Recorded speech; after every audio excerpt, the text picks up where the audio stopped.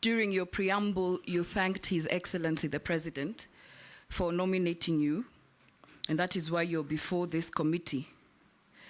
You are in public having said, and I quote you, "I don't ever dream of engaging with Ruto. Mimi niongee na Ruto, niongee na Ruto nini?" I want to put it to you that if this committee nominates you and the National Assembly approves you, you'll be sitting in a cabinet where His Excellency the President will be chairing. I would like to know whether mutaongea nini kwa hiyo cabinet.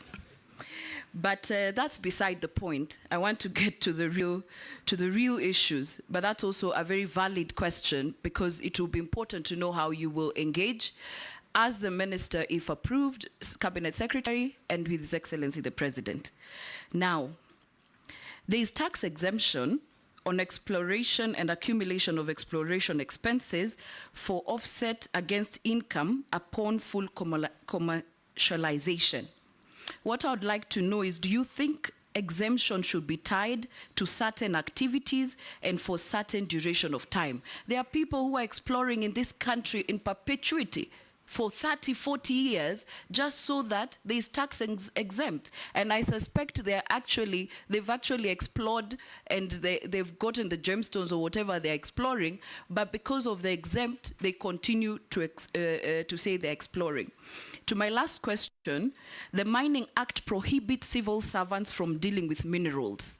According to Article 81 of the Mining Act, no person, whether civil or military, and serving in government is allowed to directly or indirectly acquire or hold any right or interest under any prospecting right.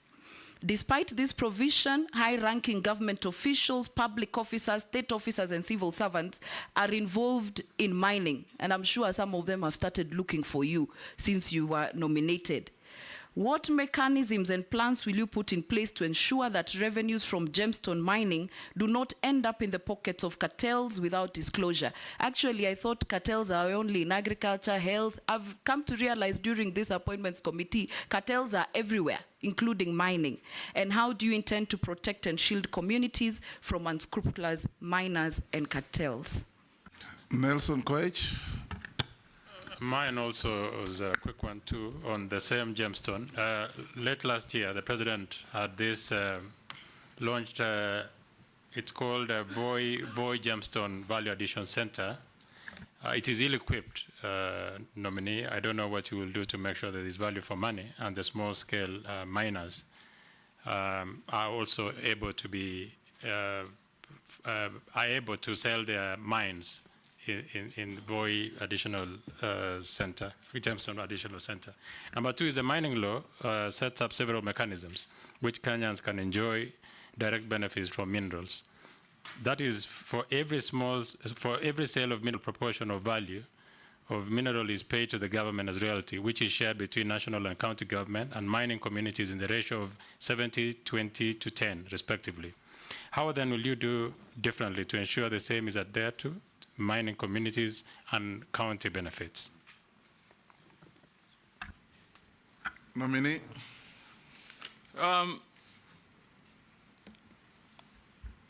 Honorable Naisula, you talked about exploration, but my research tells me, and I'm yet to get a detailed brief from the ministry,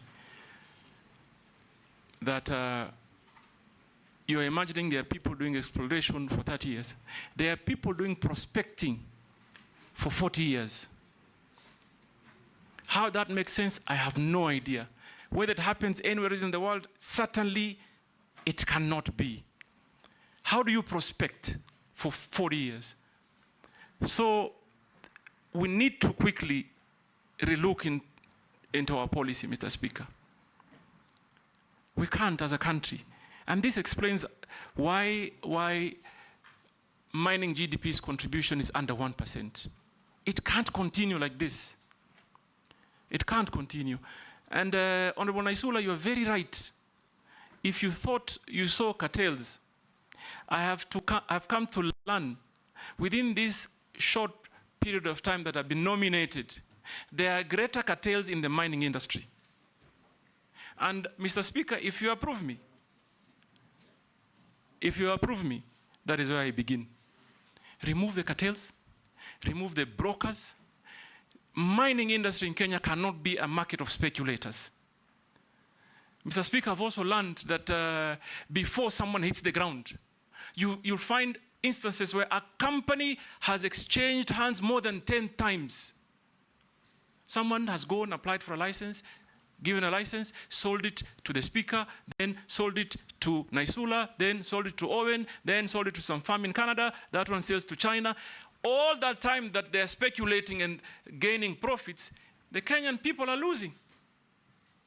They are losing. It's only that I am, and this is a task I'm going to take, because it looks like Kenyan population really do not have an idea of what geological minerals may be in the country.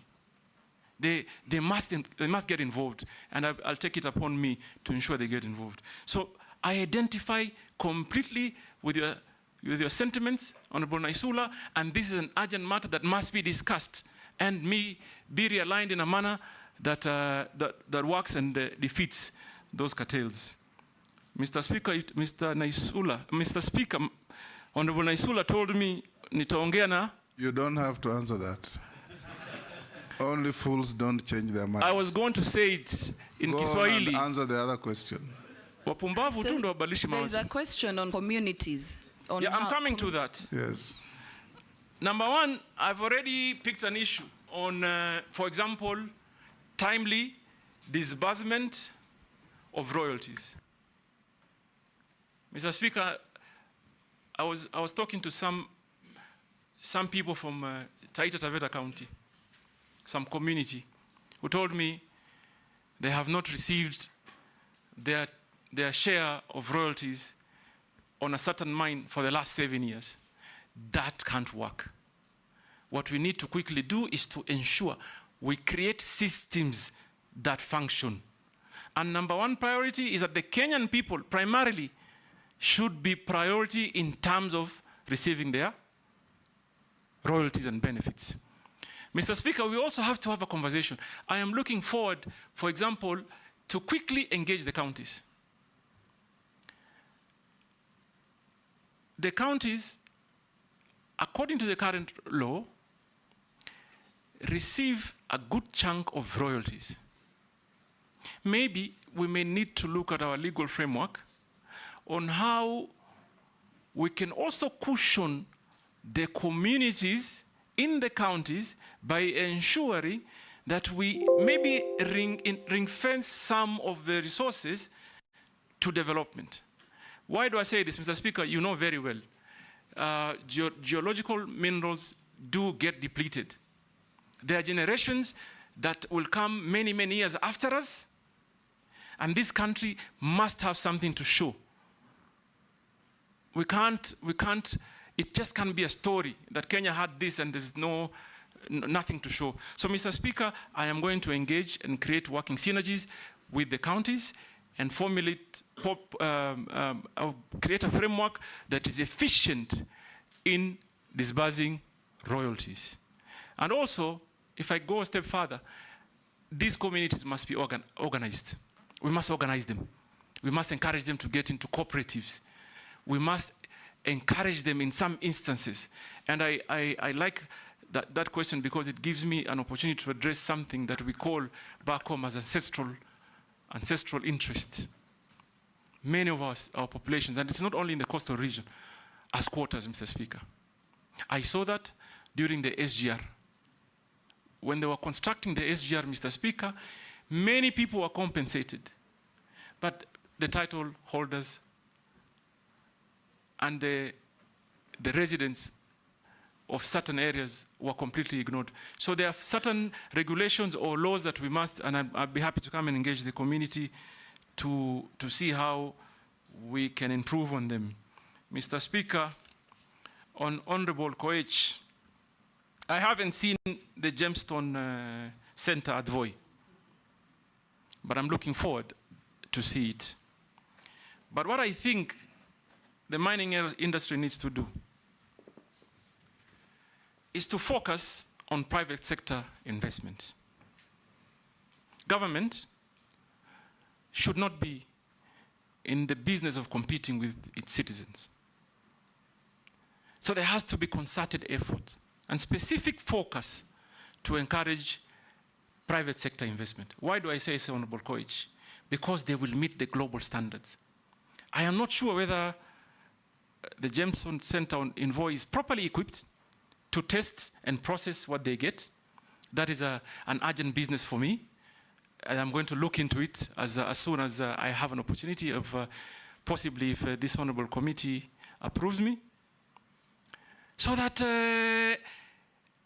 we even are able to test, identify what minerals should be allowed for export, what should be kept home for value addition, and what should be put in the market and what values.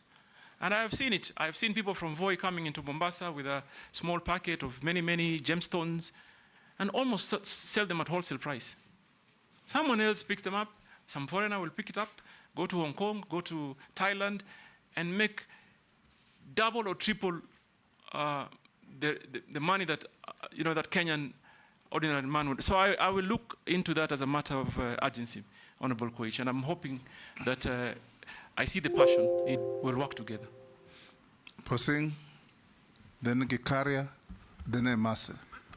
In that order. Take those three. Thank you, Honorable Speaker. Honorable Joho, I hear you talk about policies and systems. Should you get the favor of the House, my proposal will be concentrated on the actions. If you live in these policies and systems, you will leave that office with systems and policies, having not even approved. So that's my advice. But my question is, the governors who have been ministers, Honorable Joho, have not gotten a good rating from where I sit. They have been accused of being desk ministers, governors, former governors. I don't know whether they got a lot of comfort when they were governors or they became two bosses when they were governors, and therefore they are not actually seen in the field. What will you convince this committee to believe in you? And particularly, I think I like the word you said, that what we lack is confidence. I think it's true, because I come from a mineral county, which is West Pokot. Confidence of investors coming to invest, and also confidence of the people accepting investors. What will you convince this committee, Honorable Joho, that you will be in these mineral counties in building confidence, and for both sides, the investors and, or you will go to Mombasa, because now blue economy in Mombasa, will you also be in mineral counties to build confidence? Thank you, Speaker. Can I? Three. Ikaria, Thank you. just record and answer them quickly in the order they came. Ikaria, go ahead. Thank you, Chairman. Sing, switch off your mic. Thank you. Thank you, Chairman.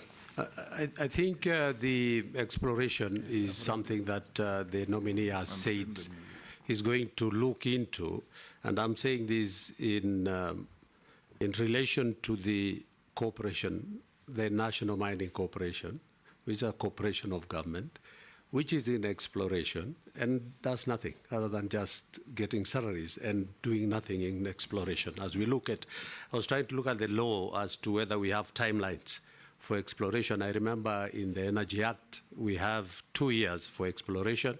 After that, your license expires. The other bit that also needs, you need to look at is the Mineral Rights Board, the licensing board that gives, there is a lot of bureaucracy in terms of giving licenses on time. It's like they don't have a service charter for if you apply today, by what time should you be able to get your license. But the most important thing is, let me talk about the artisanal miners. Honorable nominee, artisanal miner is a big area of employment. And of course, we know there is a cooperative that has come in place.